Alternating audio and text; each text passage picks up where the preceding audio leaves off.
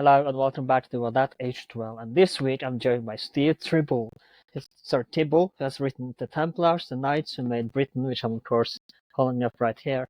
And this is another misconception episode. We have made, of course, misconception episode before about the medieval era. We made about ancient Egypt and most recently pirates. And this week the Knights Templars it's turn to cover misconceptions. I want to begin. Why is there some? Because there's quite a lot, as you will see, misconceptions about the Templars. So why is there so much misconceptions about them? Well, that's a very good point. The shame is the Templars went from hero to zero in 20 minutes. It's one of the most extraordinary stories of the Middle Ages. They basically, I think they basically had an image problem because they became unemployed. When the Crusades finished, this was a group of people who were designed to create a kind of standing army to help defend the Holy Land. And when the Holy Land had fallen, not only were they failed in their objectives, but they were also unemployed. So they instantly were kind of rootless. And coupled with that, their archives were lost, so we don't really have a lot of, the very boring details that we might otherwise have.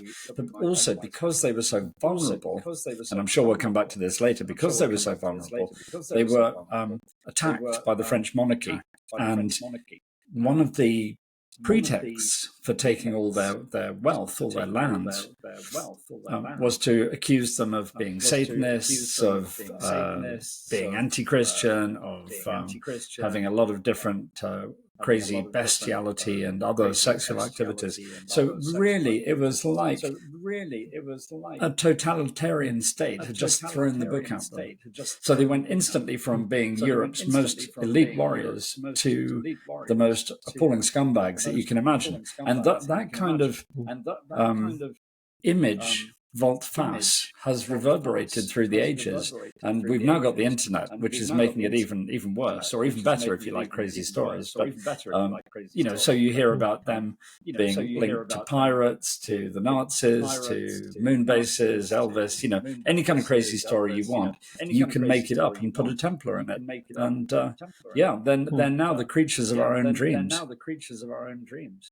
Because it's not just recently that they misconception about the Templars. It was even during their lifetimes. You get a lot of misconceptions and myths regarding, and we will come back to some of them soon. So it's not just a recent thing. Yes, it has always been around since the beginning of their existence, pretty much. They've always been larger than life. Yeah, you're absolutely right. And in the beginning, the mythology was usually positive from their perspective. But even so, it was big and legendary. But once the Holy Land had fallen, suddenly there was a much darker edge to it.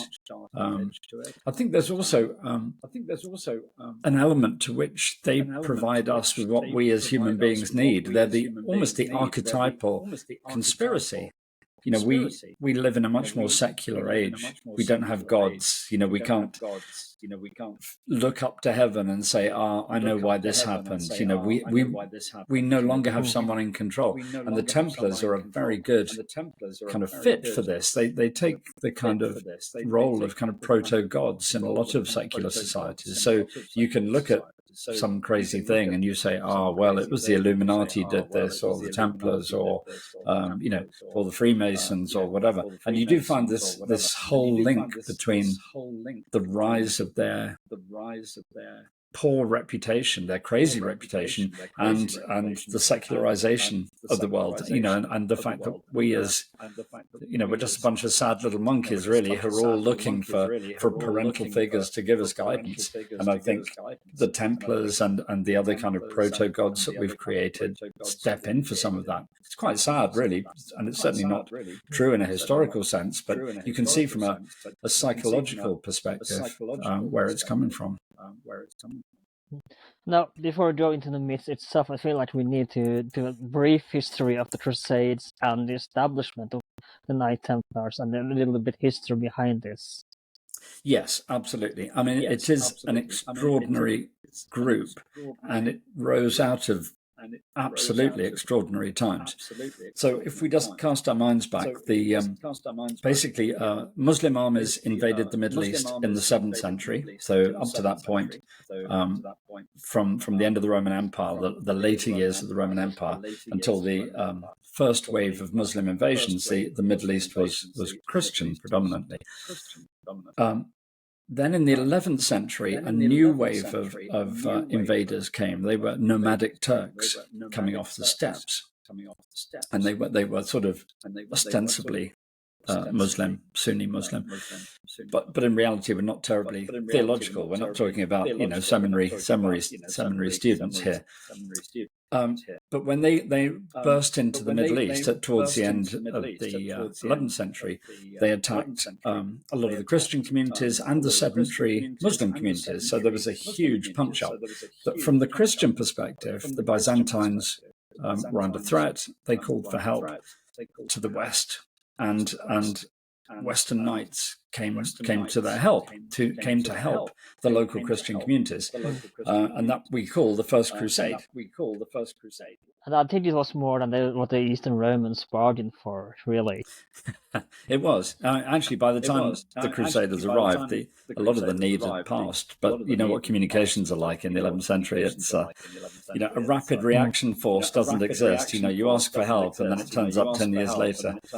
So, and then the First Crusade was far more successful than it should have been. I mean, it was an incredible act of luck. It arrived in the Middle East at the time when there was huge disunity amongst the Muslim rulers who were controlling large parts of the Middle East. So they were able to take Jerusalem. So 1099, they arrive in Jerusalem, and most of the guys on the First Crusade turn around and say, "Wow, that's great. We've done really well. We'll be home. We'll be going off home. I haven't seen the wife and kids in 3 or 4 years, and so I'll be off." So literally half of most of the crusade just melted away, and it left the remaining people with a huge problem. It's one thing to go on this violent pilgrimage to Jerusalem, but actually, if you want to defend it, if you want to keep it and defend the Holy Land and the Christian communities there, you've got to stay. And what you need to stay is a standing army. And of course, in medieval societies, feudal societies, there aren't really much in the way of standing armies. So bizarrely, the papacy and the religious authorities came up with the idea of the Templars and later the Hospitallers as a way of funneling resources from Western Europe into the East and creating something that passed for a standing army. It was never very big, but it was an elite standing army with which the eastern frontiers of Christendom could be defended. And it's an extraordinary idea. And we still haven't got an EU defense force. We haven't got a European army. But in those days, but at the end of the 11th century, the people started thinking about what mechanism was going to be needed to protect the kind of eastern flanks of Christendom. And they came up with this extraordinary idea. The Templars were a very large part of that standing force. Now, the Janissaries were kind of known to be the first, in the later Ottoman era, they kind of were the first standing army in Europe, as some historians say, but wasn't the Templars really the first standing army since the Roman Empire, and that they should get the credit for this, not the Janissaries, in a way? Well, yeah, I mean, I guess. I mean, it depends how you define these things. I mean, the Byzantines obviously had a very good professional standing army. I mean, they're on the eastern sides of Europe, and obviously the Janissaries as well became. But arguably they're not in Europe at that point. But yeah, I mean, the Templars certainly fulfilled that role, because if you think about it, Jerusalem is a very difficult city to defend. It's inland. It's got poor water supplies. It's underpopulated. It's a military nightmare, and you find that across the whole of the Holy Land and the Crusader States. It's a fairly thin strip of land on the edge of a huge Islamic empire at this stage. So the chances of defending it without having a sizable standing army are about zero. And the thing that amazes me about the Crusades, and the sad thing about the Crusades, is that they did so well. They went on for so long. They dragged it out for 200 years, which it could have been finished in 6 months, and perhaps in some ways it would have been better for everybody if it had. It's a bit like the American Civil War. The really bad thing, the really sad aspect of the South is that they did so well.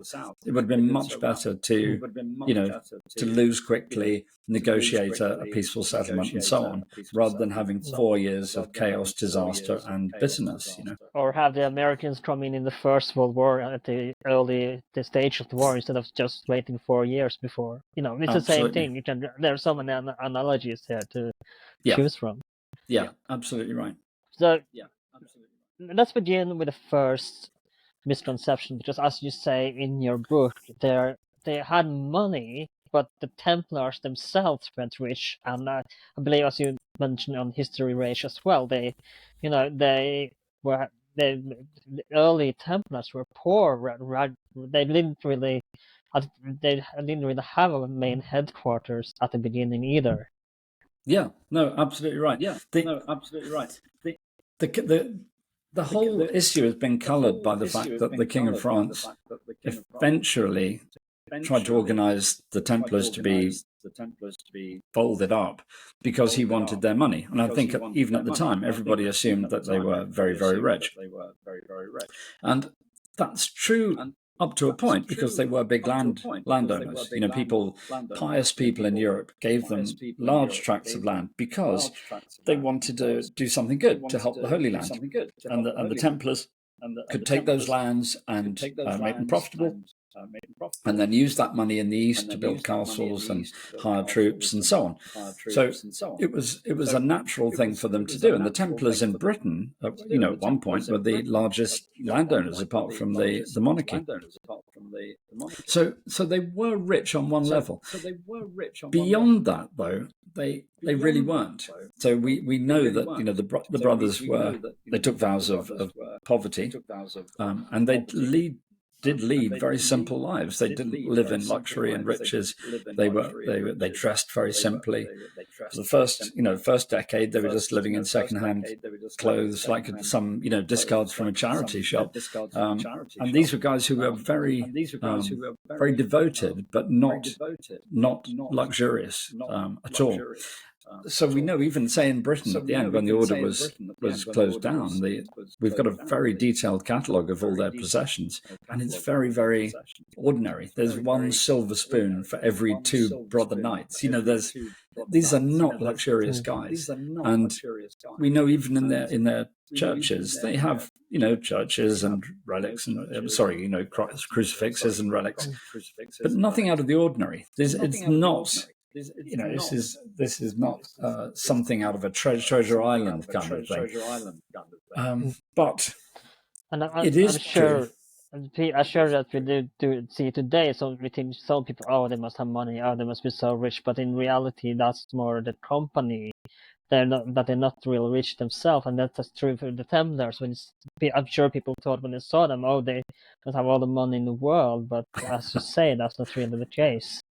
No, absolutely. And they were associated with a lot of money. They became, bankers because they were transferring money from Western Europe to the Eastern Mediterranean. But it was normally other people's money. So the money that was raised was always either other people's money, or it was being spent on building castles, paying for soldiers, and so on. So the Templars were almost verging on bankruptcy many times in the 13th century. So far from being rich, they were living hand to mouth. And as individuals, they were effectively living in poverty, as we might define it these days.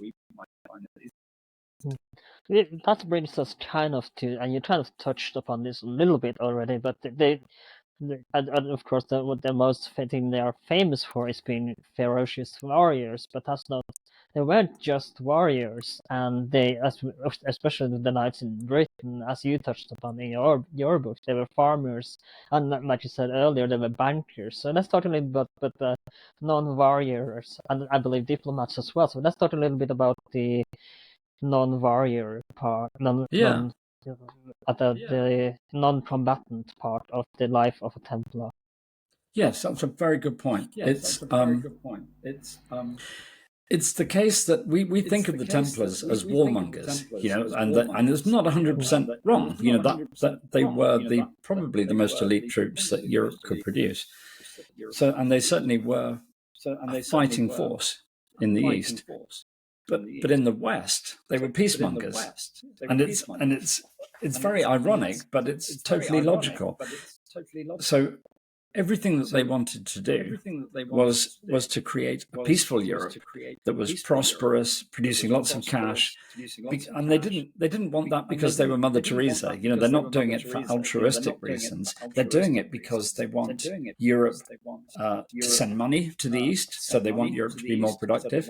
They want European kings to go on crusade and take armies with them, so they need Europe to be at peace. They don't, if England is at war with France, the crusading movement just grinds to a close. So in my book, I look at England and the rest of the British Isles as a case study. But I think this was true pretty much the case across the whole of Europe, that in the Western provinces, the Templars were very much focused on being effectively things like professional services. They were extraordinarily good at doing all the peaceful things in Europe, and they helped to professionalize Europe in their own small way. And as you say, they were diplomats because they wanted to make sure that England and France weren't fighting, or that they wanted as much peace as possible in the West, so that people had the energy to wage war in the East. Similarly with banking, that it was in their interest for Europe to be productive and to produce a lot of money, and then they had the banking system that would allow that money to be transferred to the East. And you also find it in things like farming. They're not revolutionary farmers, but they're pretty much in the top wave of professionalized farmers, because they want their farms to be very productive. They want to make money, not because they're greedy, but because they need money to pay for castle garrisons, to pay for troops, to pay for armor and horses. And this brings us to perhaps one of the more surprising misconceptions, is even though they were supposed to be set out to fight the Muslims, they actually had good terms with the Muslims as well. So what was the need in having good terms? What was the need to have good terms with the Muslim armies and Muslim empires? Yes, absolutely. I think perhaps it's better to think of it in terms of sophisticated terms rather than good terms or bad terms. Obviously they were at war with their Muslim neighbours on and off for 200 years. So we mustn't pretend that they were, eco-warriors or, old hippies or anything.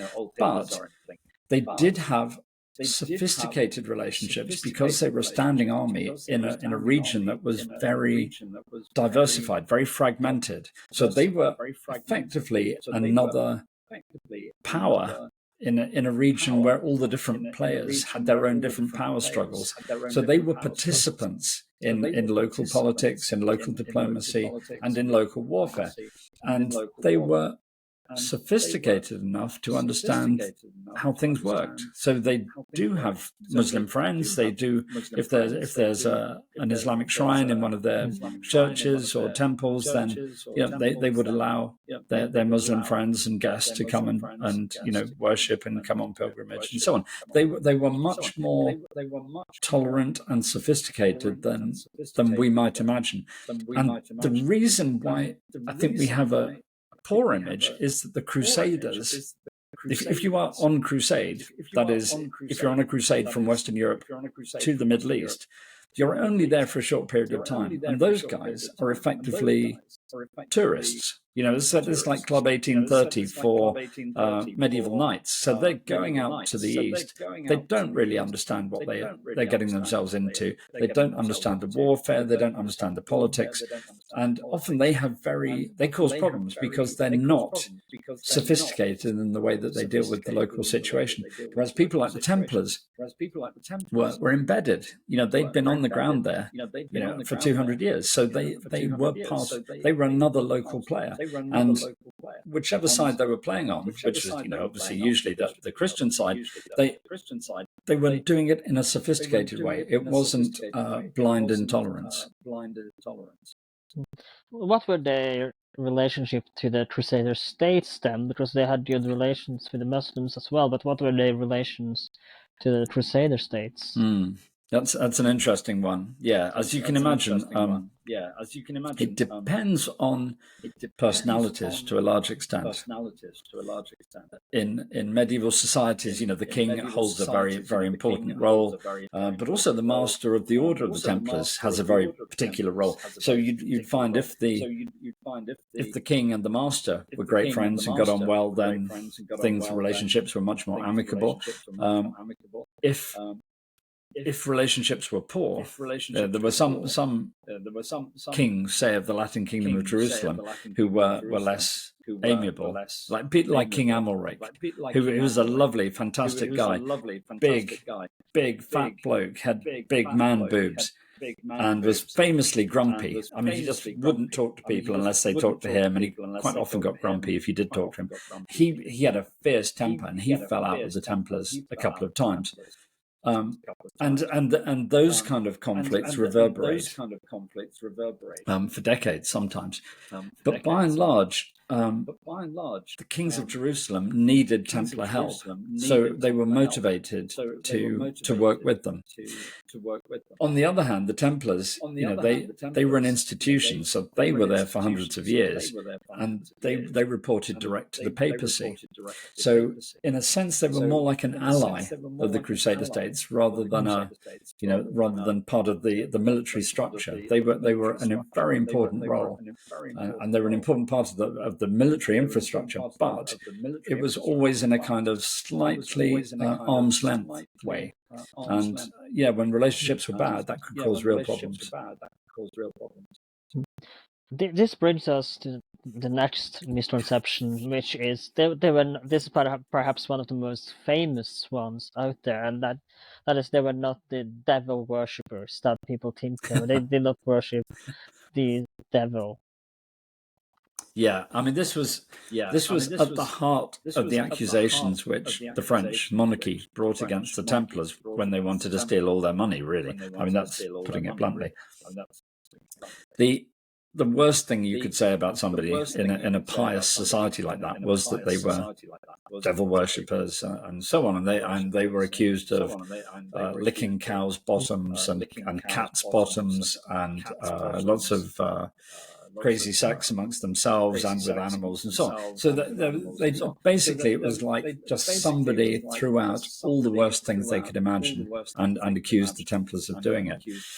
So I don't actually believe any of it. In France, where people were tortured, there were a lot of confessions. I'm sure there were one or two people doing it, but Well, I don't see any evidence of that. I don't think they were guilty. I mean, this is pre-internet. I think on the internet nowadays, you get lots of crazy ideas because there's always somebody who's done something. But in those days, I mean, these were very pious people. Yeah, can you imagine if internet existed then? Well, I mean, if you think medieval guys were crazy, then I'm sure it would have been even more crazy with the internet.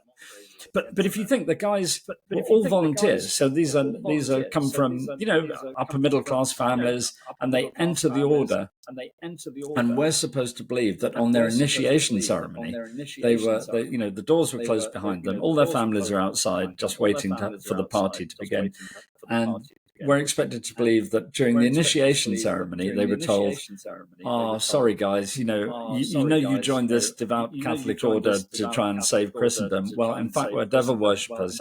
I should have mentioned it earlier, but you've joined a satanic cult, and for 200 years, too late to turn back now."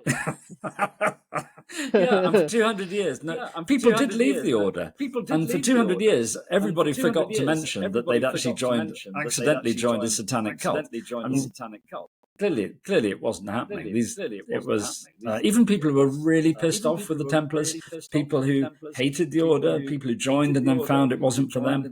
Nobody made those weird accusations until right at the end when the French king wanted their money.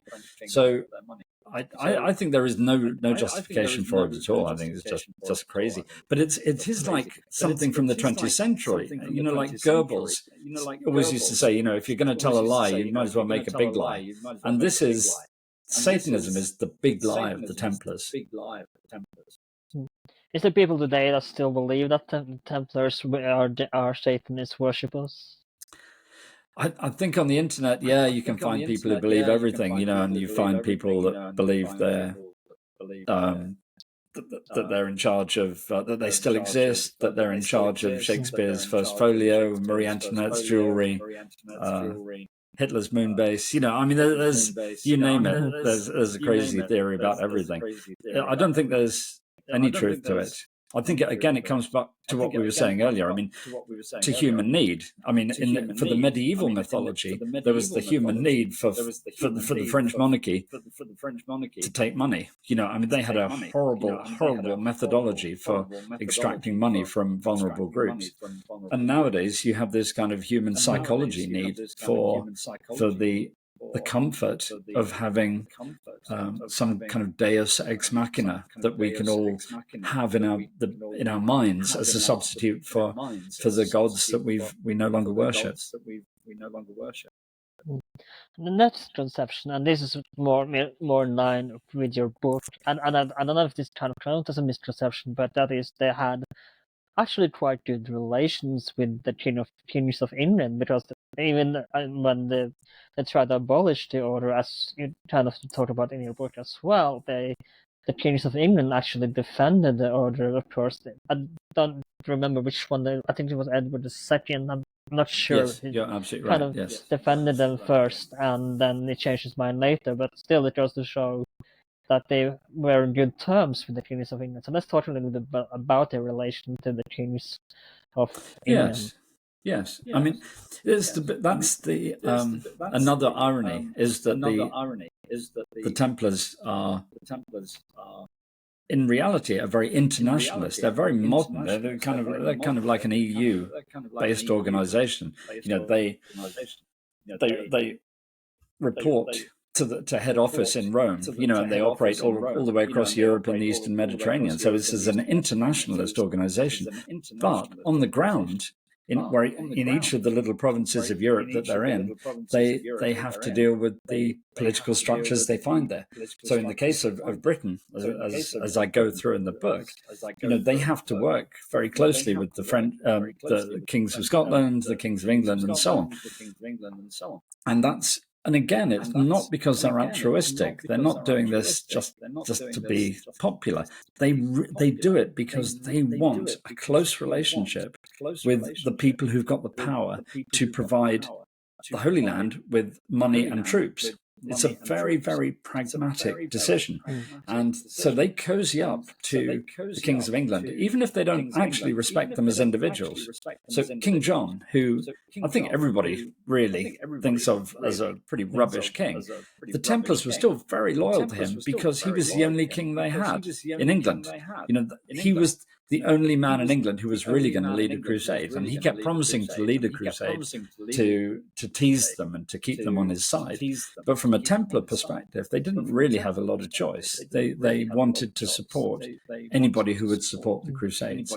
And it wasn't a mercenary relationship. There were real ties of affection. So you find, say, with Edward I, who did go on crusade himself and was, you know, if he'd lived long enough, said he was going to do a lot more to help the Holy Land. The Templars had a very close relationship with him, and it was one of affection as well as business. I think it's no coincidence that King Philip of France launched his coup d'état against the Templars, and it was only a couple of months after Edward I had died. I think if Edward I was still alive, that probably wouldn't have happened, because I think the rush to defend the Templars would have been much stronger. Let's talk about Edward II and his defense and why he changed his mind in defense of the Templar. Yeah, it's very different. If you look at the process in France, it's it's dominated by the needs of the French crown for money.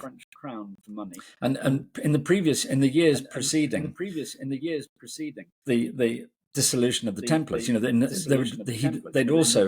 had also organized a coup d'etat against the Italian bankers, because all the Italian bankers in France had their money stolen. I think it was a couple of years or the year before, the Templars were rounded up. He'd rounded up the whole of the Jewish community in France, taken their money and then expelled them.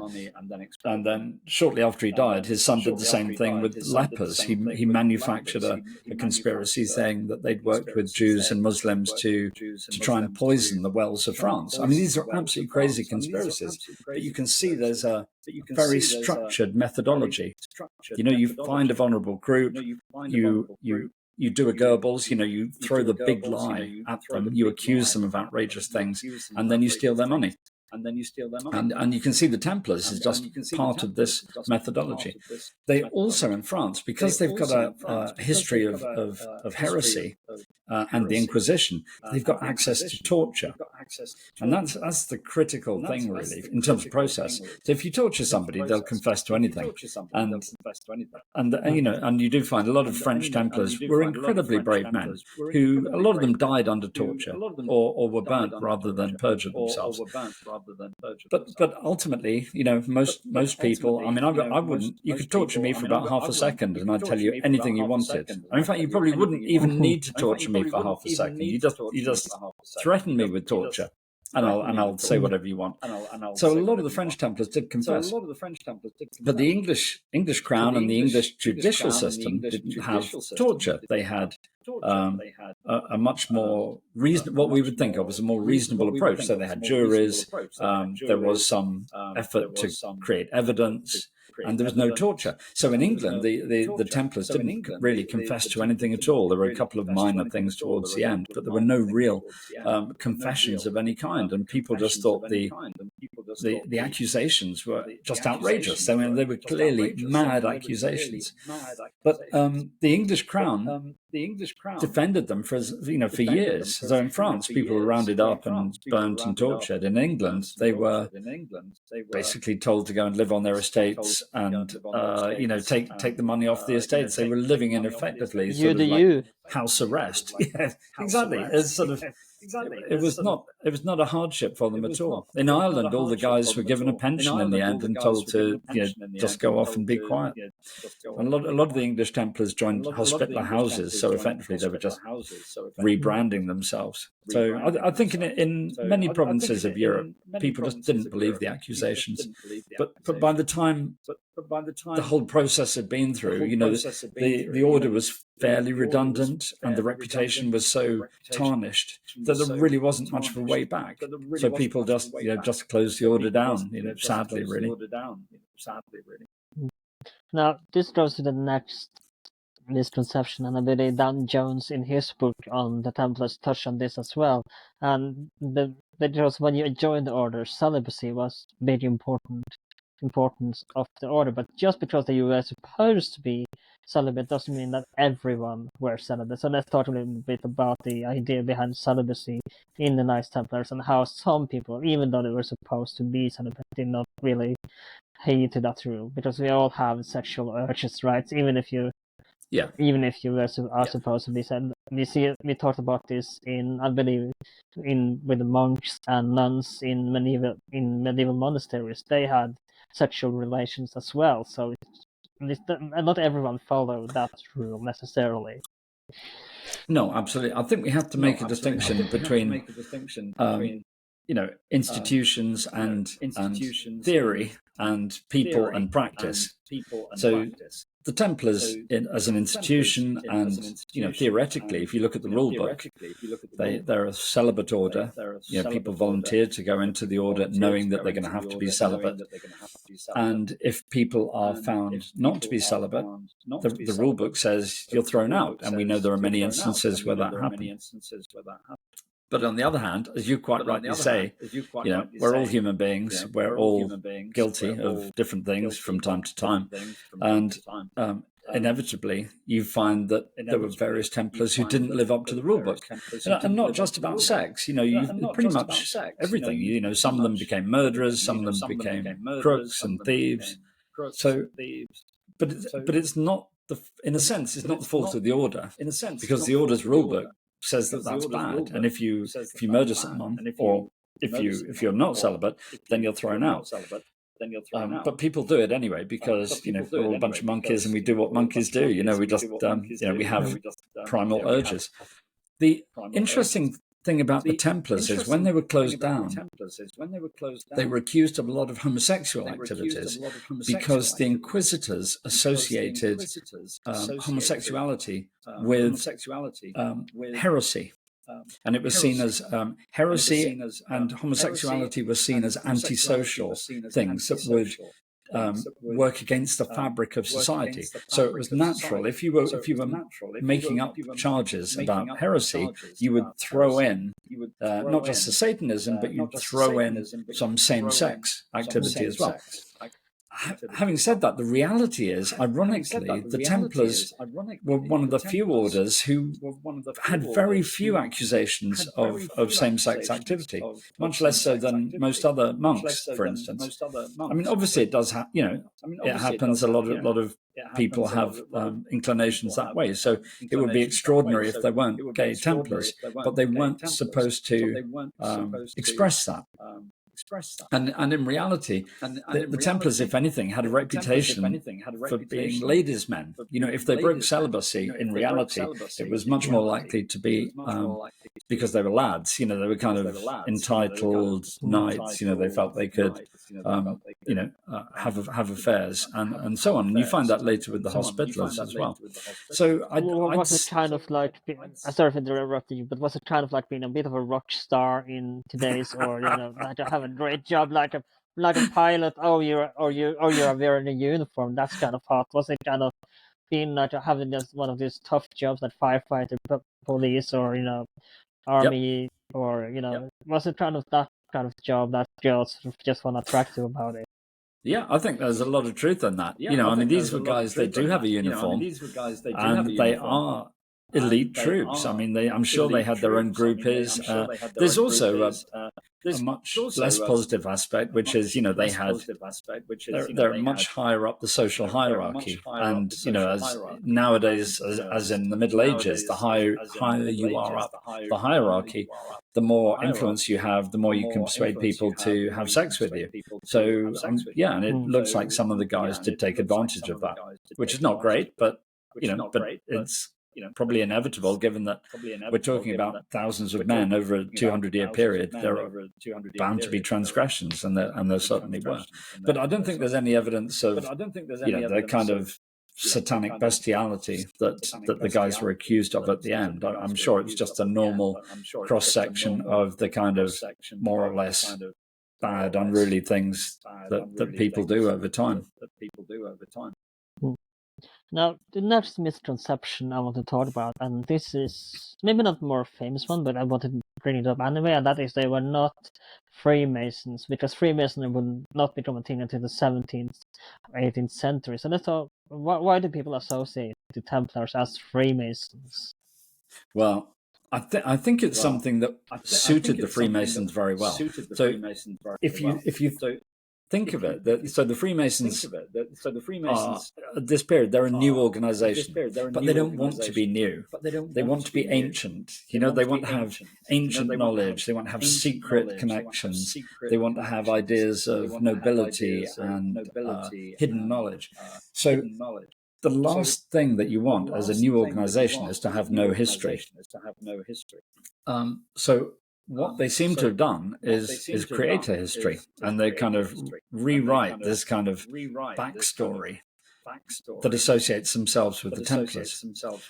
And because the Templars work very well in this context. In real life, the Templars work well because they're elite, they're noble, they're brave. They've got a lot going for them. And then in the mythological Templars, such as the ones that the King of France put down, they're also, they know magic, they have arcane knowledge, they're very, very clever but kind of spooky, So you've got this wonderful combination of posh and arcane knowledge. And you can see why the Freemasons latched onto that as it's a ready-made backstory that gives them a lot of the kudos that they're looking for.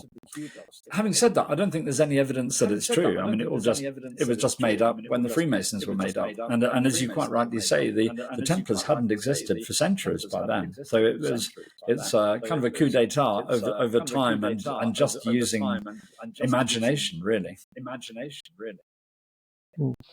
And this brings us to the last misconception, and this is arguably the most famous one, and that is and it's, of course, I'm sorry, but I know you get this all the time, but I have to get it out there. They did not guard the Holy Grail because there is no Holy Grail that exists as far as I know, or archaeological evidence so far have discovered. So then, let's just get it out of the way. There was no such thing as the Holy Grail, and the Templars did not protect it.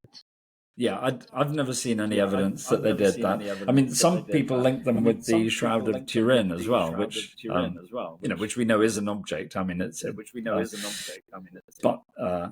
but again, and they've been accused of having connections with that, but it's very, very, very limited. I think the thing is that, again, the Holy Grail is arcane. It sort of gives them a link with knowledge that we don't have, with almost magical powers and so on. Funnily enough, people in the Crusades did believe in these things. They used to call them relics, really. And I mean, the knight that bears cross, the true cross, a piece of the true cross, and of course the knights. The lance that pierced Jesus and all those things. Absolutely. Yeah. Absolutely. And, the crown of thorns is discovered in, Byzantium and then the Fourth Crusade and so on. So people felt this connection with the past and they wanted that connection to be made through objects. There's a very tactile element to it. I mean, I personally don't literally believe it, but I can understand why people might want to extend their piety by having some kind of tactile connection with the past. But in terms of reality, and did the Templars have the Holy Grail or the Shroud of Turin? There's no evidence of that. And it seems that the Genoese thought that they had the Holy Grail. They actually traded quite a large part of commercial property in urban property to take something home with them, which I think is still in the treasury of the Cathedral of Genoa. So they thought they had a green Holy Grail. The Holy Grail was green, according to them. But I've never heard of the Templars really genuinely having the Holy Grail. The other thing is, because they were in the Temple of Solomon, or what was called the Temple of Solomon, there's a lot of talk of the Ark of the Covenant, and you're into the whole Indiana Jones thing. I was going to mention it. Yeah, it's a lovely story. You chose wisely. We all love stories. And he's a Crusader, actually. I don't know if he is a Templar, that guy, but he's a good old Crusader. And those kind of legends go through, and they're all great stories. So I don't think there's any truth.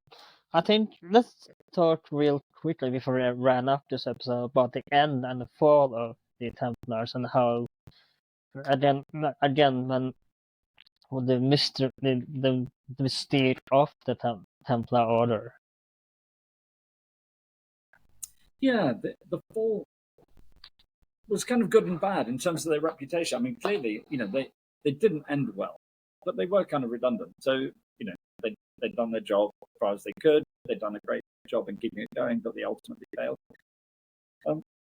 And instead of just leaving with an image of an elite warrior group, they've had this the manner of the failing, the fact that they were dissolved on the basis of these completely absurd but really crazy sort of accusations of Satanism, means that you have this kind of double reputation, double image reverberating through the centuries, which is a really weird mixture. So you find nowadays that a lot of it is quite toxic. Even on the military side, even if you just take them as an elite fighting force, some of that has been twisted, really. And you find that extremist groups, mostly far right, but some far left as well, treat them as some kind of proto-Aryan nation group. You know, that they were sort of like the champions of Aryan Europe. In reality, we know that most of their armies fighting in the Middle East were probably Arabs or Armenians. You know, that they were Christians. You know, most of the population out there were called in to help with fighting, and most of the population were local Arab Christians or local Armenians. So, ironically, a Templar army isn't some kind of Aryan nation kind of force. It's actually a very mixed community. It's local Christians fighting to defend their communities, and probably the Templars providing most of the knights and most of the leadership. You know. But you find entire garrisons where the entire garrisons are actually Arabs. You know, we call them Crusader armies, but they're not at all what a right-wing group would think of that.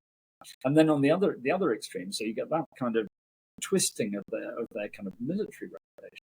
But there's also this huge twisting of their reputation as religious people, where they've gone from being devout Catholics into a sort of mass of different organizations, some of which are quite harmless, just involve people dressing up, but some of which are very not harmless, you know, as in, you know, Satan worship, bestiality, and so on. So it's an extraordinary thing, and it's in a way, because they were dissolved in such a dramatic way, it's created a blank page. So I think what we do is we use this blank page and we just project all the crazy ideas we've got, whether they're about racism or about Illuminati and conspiracies and so on. And they've become a blank page for our psyche. I'd rather ask, what were your thoughts on the Da Vinci Code's portrayal of the Knights Templars? I have to say, I don't have a problem with it, really. It's like Kingdom of Heaven. A lot of Crusaders, academics, are very anti it because it's not entirely accurate. But my view is that the Kingdom of Heaven is a movie. It's not a lecture series, you know. And so I judge it as it's a Ridley Scott film, so it's gonna be inaccurate. Oh, exactly. You know, it's got budget. You know, so some of the details are going to be inaccurate, just like Napoleon, as we've seen recently. But on the other hand, it's got a big budget, and Kingdom of Heaven looks beautiful, and a lot of it is accurate, I think. The Saladin, I really liked that they actually did the Saladin scene where he famously killed the guy when he gives water to, and that's as far as I know, a real event. So that was kind of cool to see that famous scene where Saladin gives the guy water, and I don't remember the tradition exactly in my head, but that actually did happen as far as I know. So it's, you know. Yeah, absolutely. Yeah, Saladin used to murder prisoners. Very, very frequently over decades, long before the Third Crusade got out there. And he and Reynaud de Chatillon had a kind of personal animosity, so that wasn't going to end well for dear Reynaud. But personally, I view the Da Vinci Code in much the same way. I mean, it's a novel. It doesn't pretend to be a history book or a lecture series, and it's a fun novel. It's fun films. I mean, the danger is that a lot of people watch it and don't realize that it's fiction, you know, that perhaps they think it's more based on truth than it actually is. And in fact, I have more of a problem with The Holy Blood and the Holy Grail, that as a book, you know, which uses a lot of the same ideas as... Not the Monty Python one, I take it? No, I love Monty Python. Monty Python's great. You know. Camelot is rather a silly place. Let's not go there. Yeah, no, I think the Templars have got a really bad press. They weren't angels, but they were a small group of people who did extraordinary things. And what they did was so extraordinary that I'm always disappointed that we feel we have to create even more extraordinary things and try and put them on them. You know, there's like, you don't need lies because the truth is so weird. Why encumber it? Thank you so much for coming, and I think we're going to round it up there. It's been a great pleasure to talk to you, and I've hopefully covered some misconceptions that become a little bit clearer now about the Knights Templars. Of course, before you go, where can people find your book, The Templars, the Knights Who Made Britain? And where, if they have further questions about the Templars, perhaps where can people find you on social media? And where, if you have any links you want to put in the description below, I will be happy to put them down in the description. Thank you, Erlend. That's very kind. I really enjoyed this. It's been very good. This has been with that H12. You can find us on Twitter/X and with that H12. We are also on Instagram and with that H12. You can find us on Spotify, Apple Podcasts, YouTube, wherever you can find podcasts these days. If you're on YouTube, leave a comment. If there's any misconceptions we missed that we should have covered, please let us know. We also leave a comment on Spotify because you can apparently do that now and give us 5 stars, or give us 1 if you hated this episode. And it's a free world, at least on this side of the world. And you can, of course, give us 5 stars on Apple Podcasts as well and write a review. That would be very nice. My name's Alan. This has been With That H12. I'll see you next time.